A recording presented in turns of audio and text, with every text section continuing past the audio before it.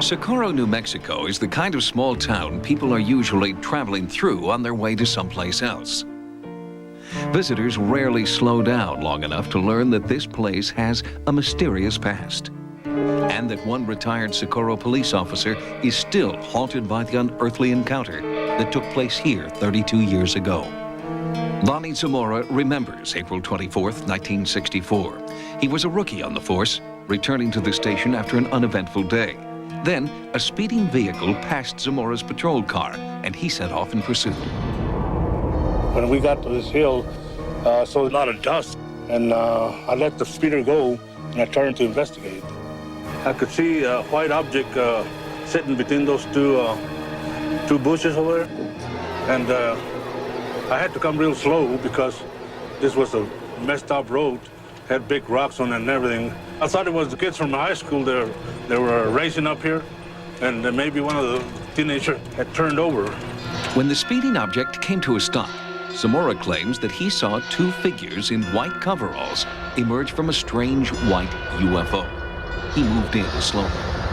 I came up here on this road till I could find a flat spot where I could park my car. I got out the car and glanced down to the arroyo there, and I saw this white-looking object. It was sort of a big egg shape, bigger than a car. Those are the exact bushes that were there, and the craft was sitting right in between them too. So I started down to see what it was, and then I heard this big boom in the bottom, and fire came off the bottom. So I started running behind my police car to take cover. I could feel the heat off that because it was windy like now. And then it gradually pulled up about 20, 30 feet and stayed there for a while and then just took off. His radio was dead. Zamora could only watch in awe as the object disappeared over the horizon.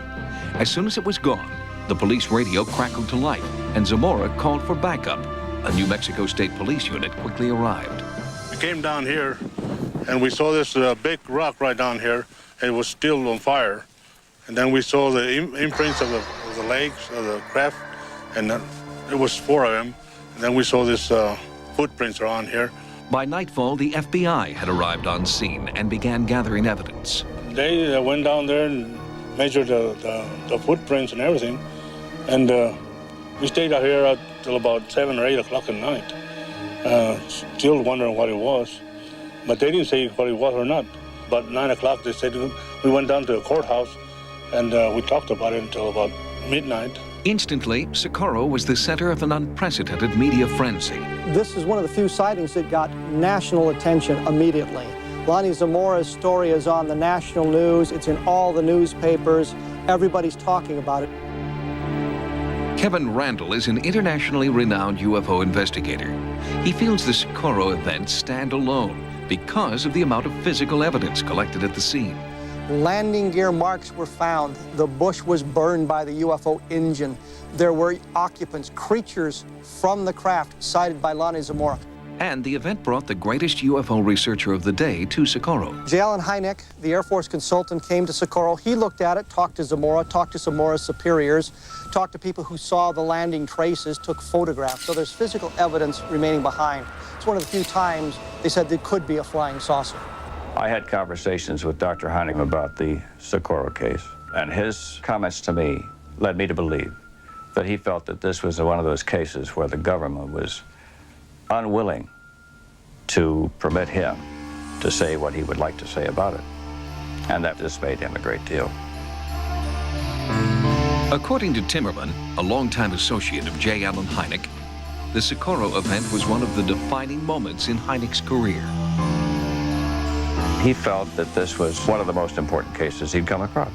And I think that maybe his attitude toward it was developed as a result of his feel about the Lonnie Zamora, the primary witness. Lonnie Zamora is very credible. He's a police officer. He has nothing to gain by telling this story. He is stuck with this story from the very beginning. This is what he saw. There's no question that Lonnie Zamora saw something unusual on the ground. According to the Air Force and government, they say they don't know what it was, and they never told me not to say or say about it, talk about it, but they say that they don't know what it was. In fact, it took 21 years for the Air Force to finally offer an explanation for the Socorro UFO landing. They offered logs from the White Sands Missile Base, charting government testing of the newly developed lunar landing module.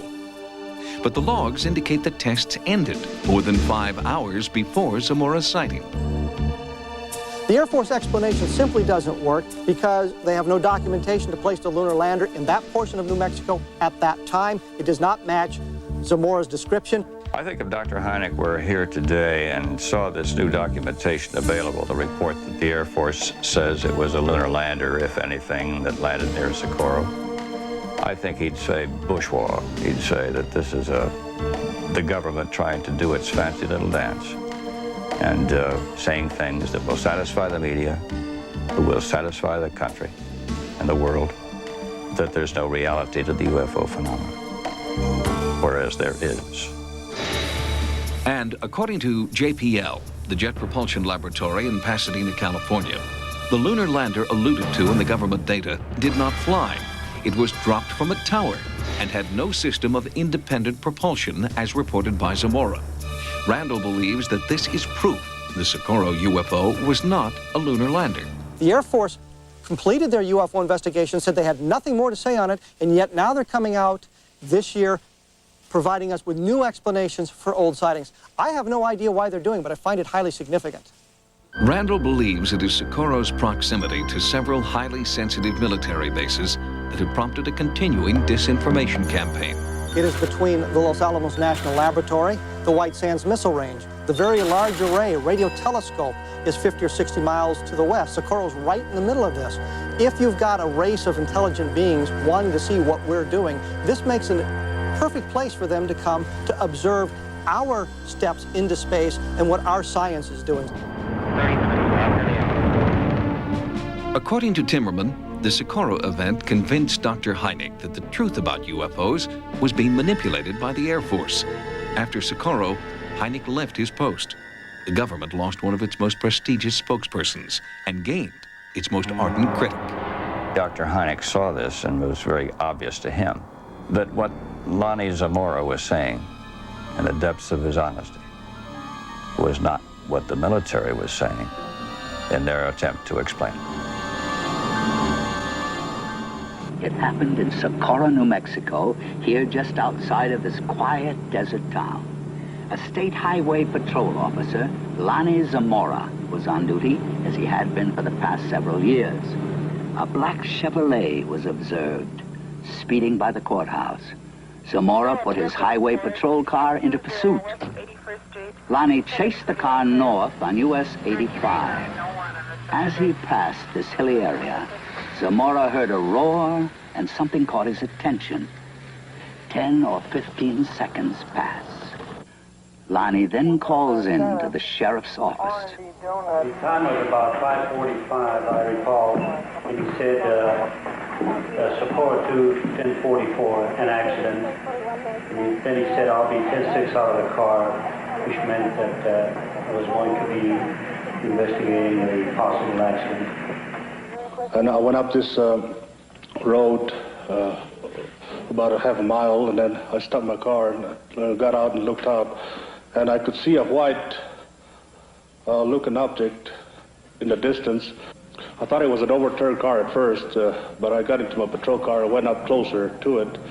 And when I started to get out of the car, I heard a big roar. As I got to it, I could see a couple of, looked like a couple of coveralls hanging from a clothesline. I couldn't see what it was, but it looked like a couple of coveralls. Zamora called in. He sounded very excited. He said he watched an object lift up slowly and disappeared into the sky very fast. I went down to where the object had been, and I noticed the brush was burning in several places. The object had left 4 perpendicular impressions on the ground. I noticed several bushes were smoldering, but they felt cold to the touch. I noticed what appeared to be a couple of oval footprints on the ground. I knew Lonnie had seen something. The proof was right there.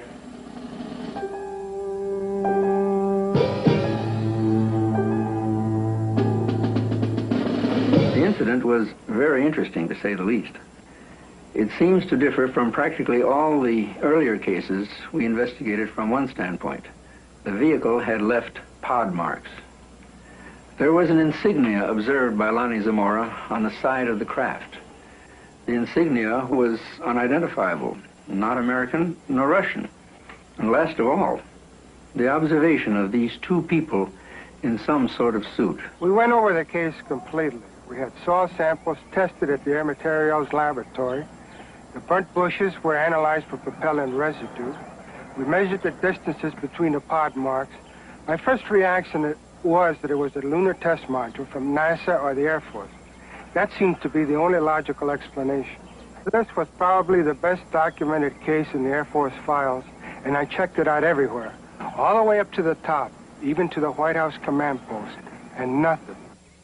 According to the official status of the sighting of Lonnie Zamora, case carried as unidentified, pending additional data. This is Walter Schroed, your roving reporter at KSRC Radio in Socorro, New Mexico.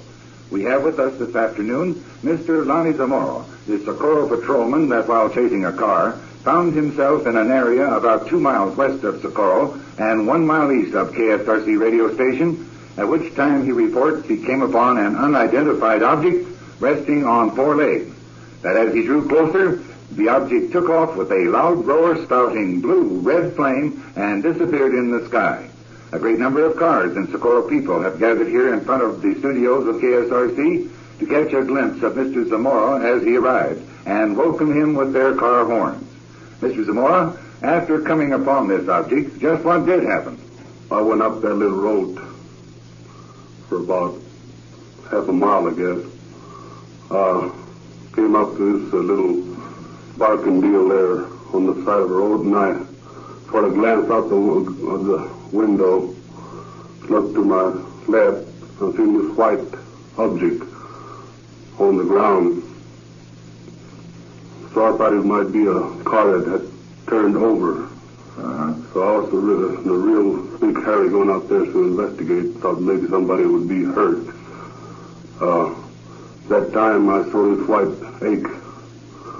egg-shaped looking object. It looked something like an egg, you mean? Yeah, from the distance I was, it looked like an egg to me. About the size of a car, I think someone said. Yes, sir, it looked like a car had turned over. That's why I say it's the size of a car. And did it have any kind of markings on it of any kind that you noticed? Yes, it did. Not from that far, I didn't see the markings. When I went up closer to it, I did see the markings. And someone said that the markings, as you saw it, was an upside-down V with 3 lines running through it. No, sir, I couldn't tell you that because they still don't want me to say nothing about the markings. No, they don't want you to say anything about the markings. All right, we won't question you on that. And if we run into an area that they don't want you to talk about, well, you just say so. And this happened about 5:30 Friday afternoon. It happened about 5:50, about 10 minutes to 6. About 10 minutes to 6. And you did place a call in to Sergeant Chavis of the state police to come on out and help you with the investigation. As soon as I saw this object, I didn't know what it was. I placed a call to Sergeant Chavis, the state police. Told him if he would come out there and help me on this. He said, yes, I'll be right there in about a few minutes. And he arrived just about 2 or 3 minutes after the object had taken off and left. Well, the object was still about a couple of months up there whenever he arrived. It was still, that's the direction it went. It went up over the top of the mountain. And we've heard several reports that it flew low, like it was dragging something, and we've heard some... It was very low to the ground. At the time I was seeing it, it was very low to the ground, up to the perlite mill there, and then it started gaining altitude. Now, also, it was reported to me that when you first drove up into this area and sighted this object, that the motors were running and it was going bloot, bloot, bloot, or some such sound as that. Is that correct? I couldn't say because it happened so fast. I started running. I was scared. Well, I don't blame you. The thoughts of it even scares me yet. Now, you did say that you saw two what appeared to be people dressed in white uniforms with, did they have helmets on like spacemen or anything? No, sir, I wouldn't say they're people. I saw something white coverall. That's what I could say. They looked like there was something in white coverall. Right. But you couldn't identify them as actually being a human being as you and I are. No, sir, I couldn't. You didn't know whether they turned and saw you or what then? Well, I would say that this white object turned and saw me. Yes. Were they two of them?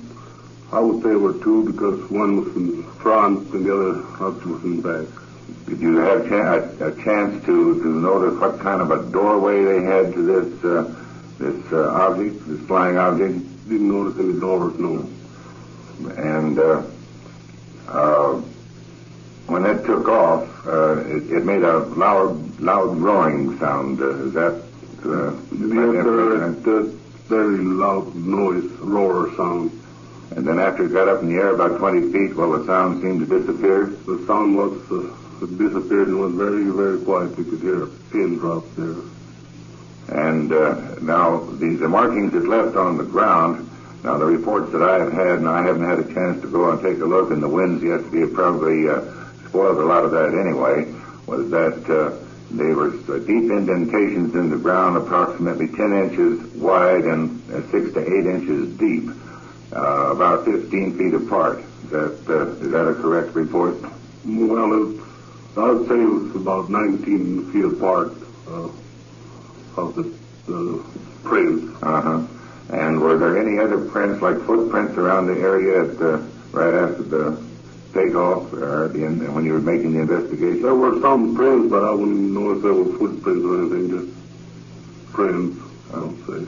You couldn't identify them as actually being a footprint, just indentations like maybe somebody might have walked there or something might have walked there. Somebody walked around there because when I got there was nobody around there yet. Now, there was, according to a report on one of the news, the television stations in Albuquerque, claimed that they had a call just about 5:30 in Albuquerque of a sighting of a flying object flying in this direction. Did you hear anything about that? No, sir, I didn't. Which, if that be true, means that someone in Albuquerque saw this object flying in this direction just prior to your sighting it. And which corroborates the fact that there was something here. Now, it's the feeling, I get the feeling, at least, Lonnie, of the people I've talked to, and they were out in the area, that they are quite sure that something landed there and something took off from this spot because of not only the imprints that is left in the ground, but the fires that it started and the method of which the fire or the power that it was, whatever it was using, kind of spread itself as it took off. Is that right? Right. I know there was something out there because I seen it. And what was your immediate reaction as soon as you realized that this thing might be an object from outer space? Well, I didn't think it would be an object from outer space because I don't believe in things like this from outer space. Well, it was something that you'd never seen before, and it was enough to scare you to run in the other direction. Well, what scared me was the loud noise and the flame that it had under it. It had a large flame then as it took off. Was it a yellow flame or It was a bluish, orange flame. I thought this object was going to blow up. That's why I started running back. And did you notice whether the arms that it was sitting on retracted back into the object as it flew away or not? You didn't have time. And if I just running in the other direction at that time, I would have been too. Are there any other things about this sighting that you think our listening audience might be interested in, or something that you'll be allowed to tell us? No, that's all I saw. Uh-huh. And did it disappear into the high sky after it got over around the pearlite, or just yes, sir, it flew low to the pearlite mine, then from there on, it just so fast that you could barely use right straight up in the air. You have to be paying attention to what you were looking at to see what he was doing. Uh-huh. Well, do you think we're going to get any more of them around here? Hope not immediately. Well, it was quite an interesting experience, I'm sure, and it has caused an awful lot of comment. Did the investigators that were called in make any comments at all in one direction or the other, with the exception of that they do not have any such object in this area? Oh, they're still puzzled themselves, yes. And there's been no report on the samplings they took of the area around there from the burning brush and the area that the blast hit the ground. That might give them a clue as to what kind of power was being used on this. No, sir, no. Uh-huh. Well, I think I've just about covered it here. Let's see. It wasn't dragging anything. We had a report that it was dragging something as it led. No, I wouldn't say it was dragging nothing, just low to the ground. And you can't think of anything else then about the sighting of this flying object that our listening audience might be interested in? No, that's all I'll say now. Well, Lonnie, I'm sure you've been getting an awful lot of questions and a lot of inquiry. I imagine you're beginning to get a little tired of it, actually, for so many people calling and asking you about it. Maybe this will be one way to keep too many people from having you have to go through the story over and over again. Right. Well, it's been a real pleasure talking to you, Mr. Lonnie Zamora. This is the gentleman, the Socorro patrolman, that Friday at around 10 minutes to 6 come up on an object, a flying object, an unidentified flying object, as the government prefers to call them. Excuse me, Walter, I got some military people at the sheriff's office who want to talk to me now. I believe they're from UFO. Well, you have some military people that are here from UFO to talk to you right now and to ask you some more questions about this. And they have not in any way tried to indicate that they didn't want us to cover this type of a newscast. No, sir, I just told them I was going to come here and talk to you on the radio station. He said, all right. Well, that's fine, and we would be interested in knowing what they think about it if they will allow it, and after you get through talking to them, if you would call us back here at KSRC and to give us some of the information that they might allow you to let us broadcast. We'll be glad to. All right. And Mrs. Zamora, I hope that you don't come upon any more of these objects unless we find out exactly what they are. So it's been a pleasure, Mr. Zamora, having you in our studios, and we want to thank you, and I know our listeners thank you, and this is expressed by the great number of cars that are out here in front of our studios just to get a glimpse of what we might call a Socorro celebrity right at the moment. Thank you again, Mr. Zamora. It's been very nice having you in our KSRC studios. You've just been listening to a KSRC radio special featuring an interview with Mr. Lonnie Zamora, the patrolman here in Socorro, that sighted a unidentified object that flew away when he drove up on it.